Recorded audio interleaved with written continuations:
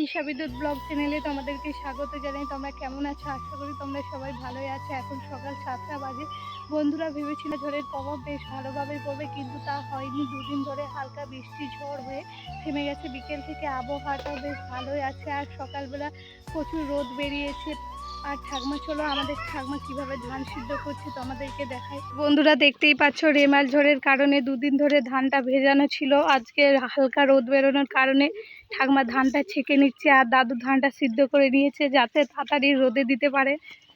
ঝড় জল বৃষ্টি হওয়ার কারণে প্রচুর কাদা হয়ে গেছে। আমার রান্নাঘরটা প্রায় জলে কাদায় ভর্তি হয়ে গেছিলো। উপরে তিরপল উড়ে গেছিলো। সকালবেলা ঘুম থেকে উঠে তিরপলটা ঠিক করলাম। কাল বিকেল থেকে আবহাওয়া ঠিক থাকে, হালকা কাদা শুকিয়ে গেছে। আজকে সকালে প্রচুর রোদ বেরিয়েছে।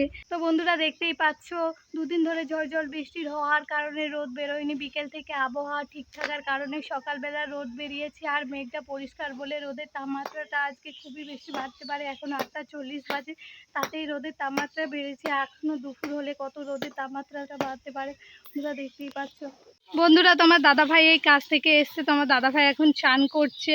বন্ধুরা তোমার দাদাভাই যতক্ষণকে চান করছে আমি খড়গুলো গোছ করে নেব, কারণ মেঘের অবস্থা আবার খারাপ হয়ে এসছে। আর রোদে যে ধানগুলো মেলে দিয়ে এসছে সেগুলো আরেকবার ঠিক মতো করে মেলে দেবো। তারপরে দুপুরের খাওয়া দাওয়া সেরে নিয়ে ধানটা গোছ করে নেব, কারণ মেঘের অবস্থা খারাপ হয়ে আসছে। একেই দুদিন ধরে ধানটা জলে ভেজানো ছিল, আবার যদি বৃষ্টি আসে ধানটা নষ্ট হয়ে যাবে আর চালটা ঠিক মতো হবে না। তাই সকালবেলা মেলে দিয়ে এসেছিলাম একবারে, দুপুরবেলা যেয়ে আরেকবার মেলে দিয়ে আসবো, নিয়ে 4টার দিকে ধানটা গোছ করে নেব।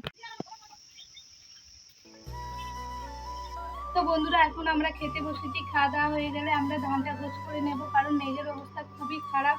বৃষ্টি চলে আসলে ধানটা তুলতে পারবো না, অনেক ধান মেলা আছে।